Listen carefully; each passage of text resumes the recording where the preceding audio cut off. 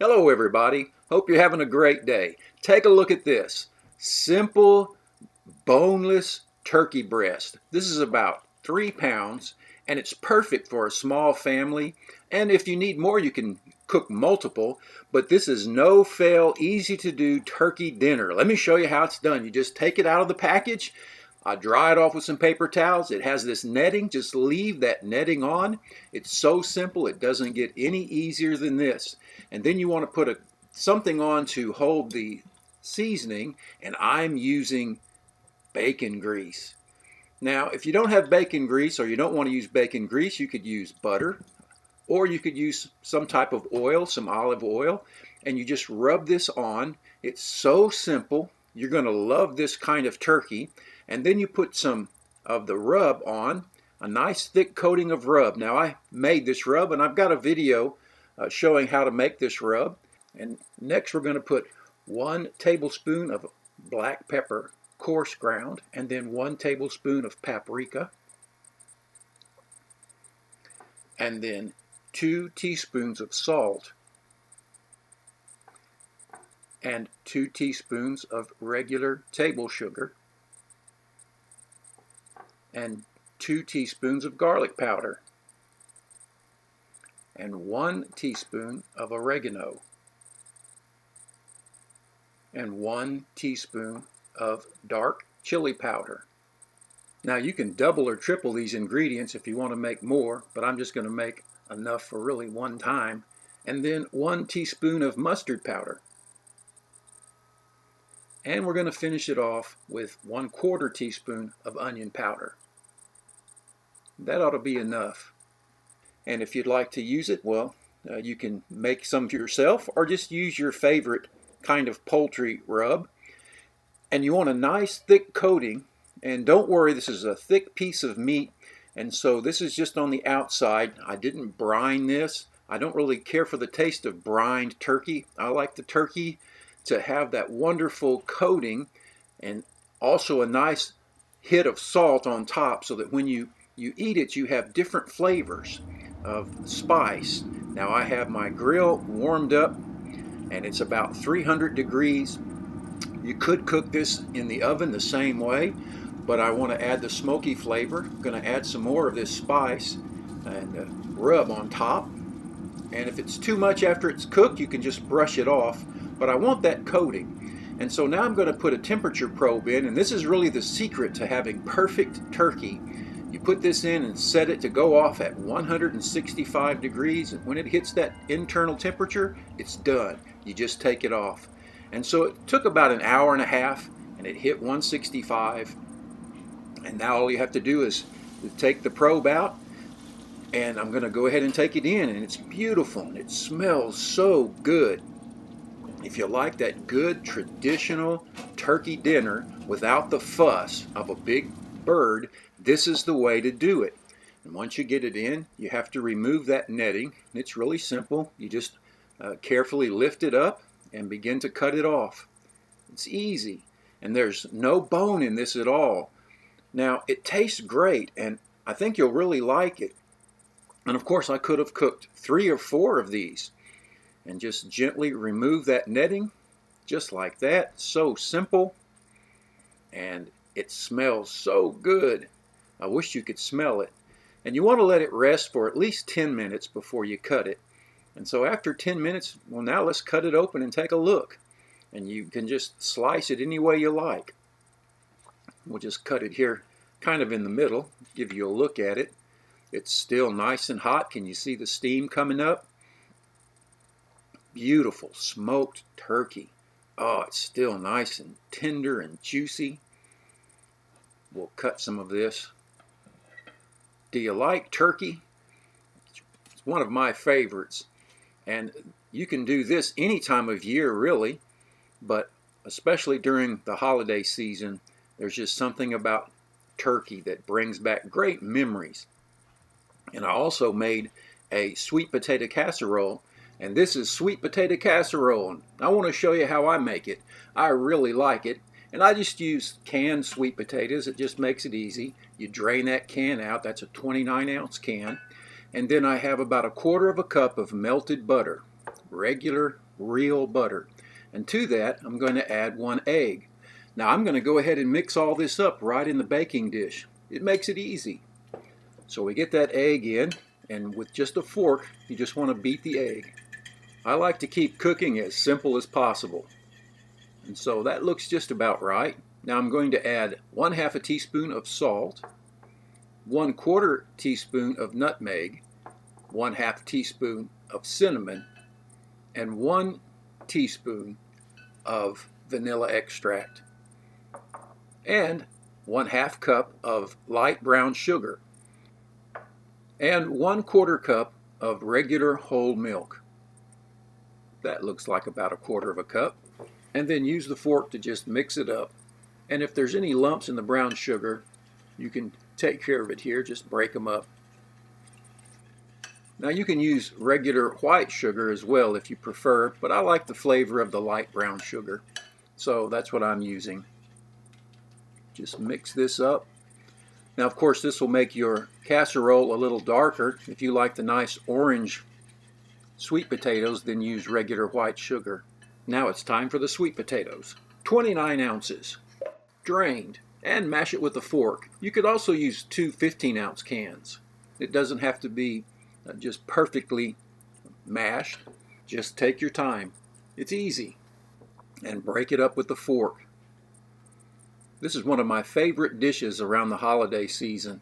Alright, we've got that mixed. I've got the oven preheated to 350 degrees, and I'm going to go ahead and put that in and let it start warming while I make the topping.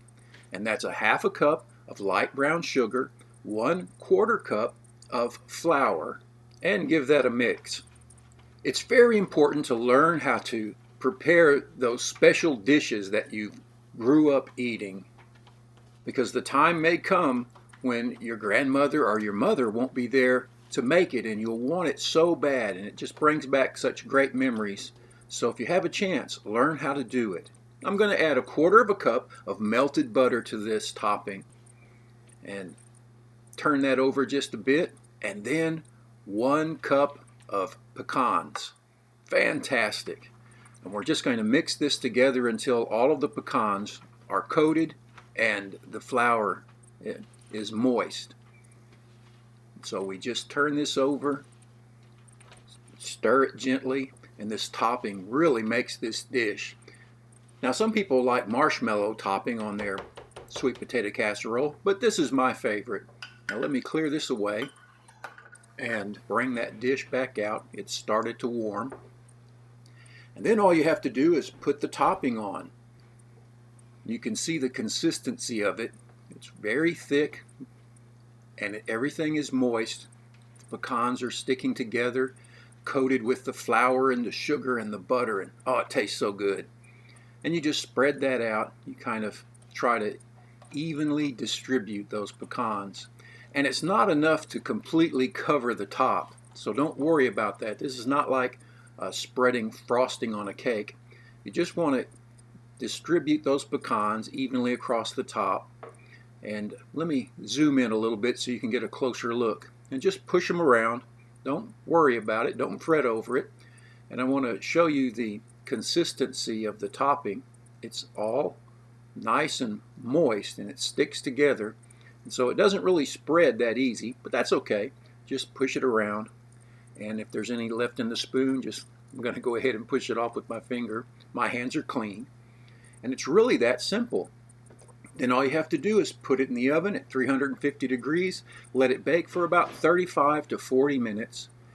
Then after that, it'll be done. I'm going to set this timer, and it smells so good it fills the house with that wonderful aroma. And there you have it, a delicious sweet potato casserole, just like I had growing up. It's wonderful and delicious. Hello everybody, take a look at these delicious yeast rolls, the way Grandma used to make them. They're really good, super tender, and absolutely easy to make. You start with 1/2 cup of warm water, about 110 degrees.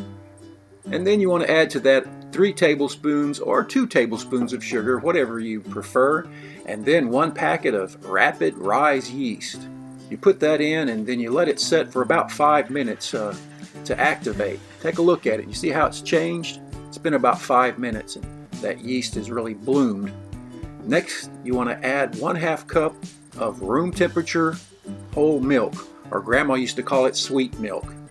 And then a teaspoon of kosher salt. And to that you want to add a 1/4 cup of cooking oil and give it a good stir. Once you get that stirred, you add 2½ cups of regular all-purpose flour and bring that together.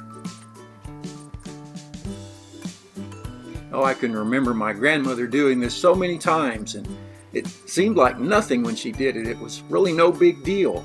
In fact, when she made bread, the rest of the meal was on her mind. This was just something extra that she did. And so we've got that together. We want to put a little flour on our bench and bring that dough out of the bowl, and it's a nice sticky dough. And we want to begin working it. And this is the fun part. You get to work the dough. And it's really simple. You just kind of push it around and turn it over and add just enough flour to keep it from being too sticky. And don't let this intimidate you. It's not hard at all. You just keep adding enough flour, push it. And you can use a bench scraper. It's kind of helpful if you have one. Just like this.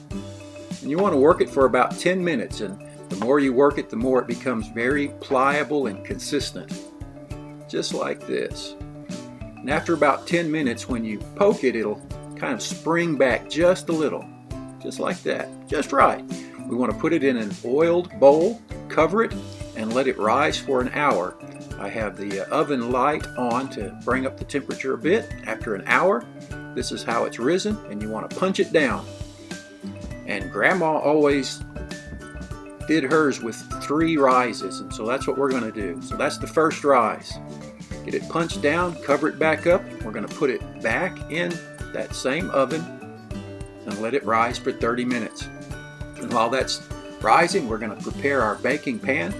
Put a little oil or Crisco on it, keep it from sticking. And then after 30 minutes, we bring that dough back out, and it's risen. Again, this is the second rise. It's time to punch that down and pull it out. We want to prepare it for the baking. So we want to, again, just kind of work the dough a little bit and get the gas out of it. And then we need to divide it into individual rolls. I'm going to make 12 rolls, and so I'm going to divide this into 3 equal parts. Let's see, add that, get it evened up. And then we're going to divide those 3 in 2, and then divide them one more time. And then we'll have 12. Just like that. It's really easy. And then we want to make them into individual rolls, and you just pull them around and bring them together. It's not hard. Just get them rounded up and pinch the bottoms, and then set them down on the bottoms. It's simple. And then we want to cover them once again and put them back in that oven for the third rise for 45 minutes. And after 45 minutes, you bring it out, preheat your oven to 370 degrees, and look how they've risen. Beautiful. Pop them in for 15 to 17 minutes, and out they come, beautiful golden brown. Take a look at that. Oh, yeast rolls, fantastic. We want to add a little melted butter on there, and they're just right. What do you think? Oh, man. There you go, Grandma's yeast rolls. Beautiful. Let's take a look at them. They're kind of hard to pull out of the pan because they're so soft. Look at that. How about that? Look at the bottoms. Just right. Oh yeah. I wish Grandma was still around so she could try these and give me her opinion. But I think she'd like them. They're wonderful. Very good. Very soft. Well, that's Grandma's yeast rolls. Hello everybody, hope you're having a great day. Well, I'm making classic pumpkin pie, and it's so easy. Let me show you how. You start with a couple of eggs. You're not going to believe how easy this is. And you want to get the eggs in a bowl and then just beat them. Nothing to it. And once you get them mixed up, we want to add 15 ounces of pumpkin puree, not pumpkin pie filling. Get that in the bowl, and then on top of that, 3/4 cup of sugar. And now for the spices. 1/2 teaspoon of salt, and then 1 teaspoon of cinnamon, 1/2 teaspoon of ground ginger, 1/4 teaspoon of ground cloves, and 1/2 teaspoon of pumpkin pie spice. Why not? Next, the evaporated milk, 12 ounces or almost 12 ounces, it just depends. I'm going to begin to mix it, and you just gently mix it. This is one of those things, it's kind of like making pancake batter. You can decide how thick or thin you want the batter, and so you can use the entire can of evaporated milk or a little less. I'm going to use just a little bit less because that's my preference, but you make it the way you want to. I'll tell you what, I love pumpkin pie. Well, now that I think about it, there's not too many pies that I don't really like. And now it's time for a pie crust. You can buy one at the store or you can make your own. And I know that a lot of people seem to have trouble making good flaky pie crust, but they're not hard at all. Let me show you just how easy it is. You want to start with 1 1/3 cup of all-purpose flour, and this is for just one pie shell or one pie crust. And then you want to add 1/2 teaspoon of salt and give that a quick stir, just like that. And then you want 1/3 cup of vegetable shortening, and you begin to work it in like this. Now I like to use my hands, but you can use a pastry cutter or forks or whatever you like. But for me, it's just as easy to do it this way. It's not hard. You just squeeze the flour into the vegetable shortening, and then it'll begin to break apart. I'll speed this up so you can see just how easy it really is. And you just work it, and it'll break apart and get smaller and incorporate into all that flour until it gets to be just about like that. Simple, huh? And then the next thing you want is ice cold water. You can see the ice in that cup. You put tablespoons of water. I'm going to put 5 tablespoons of water into this dough. Now it takes as much as it takes, and sometimes it might need a little bit more or a little less. And then you kind of begin to stir it around, because what you want to see is the dough just wet enough so it will stick together. And it's kind of a balancing act. You want it just moist enough so it holds itself together. And so then you begin to kind of press it gently into the bowl. And if it's not sticking together when you press it, then you need to add a little more water. But you can see this is sticking together just barely. And so I went ahead and just worked it just enough to hold together into one dough ball, just like that. And you can see it's not pressed together hard at all. The next thing you want to do is put some flour on your work surface. And we're going to bring that out and get some flour on one side, give it a light press. And what you want to do is to work it as little as possible. Try and get it nice and round as much as you can. Just work it with your hands. Don't be afraid. Don't worry about it being a perfectly round pie crust. That doesn't matter. And then get a rolling pin and very gently begin to roll it. You can see it still has cracks from not being pressed together. It'll all press together as we roll it out. So as you roll it, if you see little gaps, just press them in like that. And you want to try and keep it as round as you can. And if cracks appear, well, just pinch them together as best you can without pressing it very hard. Turn it over, make sure it's not sticking on the bottom, and continue to lightly roll. And as you roll, it'll spread and get larger, and it'll also press together. And we'll just do that over and over again, very gently. If you see any cracks, just press them together lightly. And don't worry about making a perfectly round pie dough or pie crust. What you want is one that's bigger than your pie plate. and you measure with the pie plate, and when you get it large enough, and there it is, then you want to get your rolling pin, and we're going to roll that dough on the pin so we can transfer it over to the pie plate. And so very lightly and gently, I like that word gently because it's important, because you don't want to tear it now. It's just the way you want it. So you get it on that pin, and then you gently roll it back out over your pie plate. Just like that. And there you go.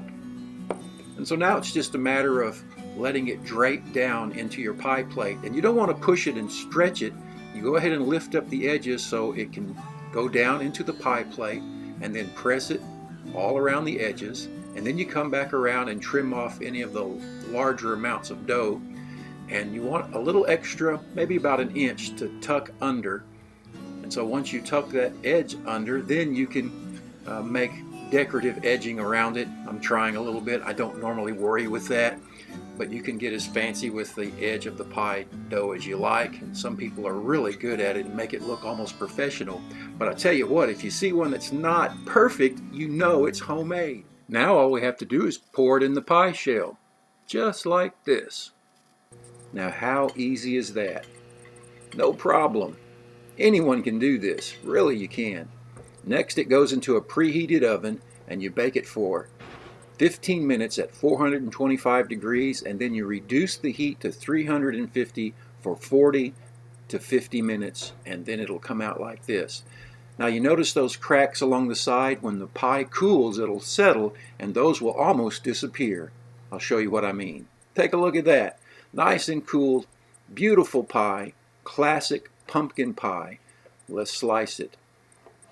Now I guess the worst thing that can happen is to have a soggy crust underneath that beautiful pumpkin. So you never really know until you pull out that first piece. Oh, that looks really good.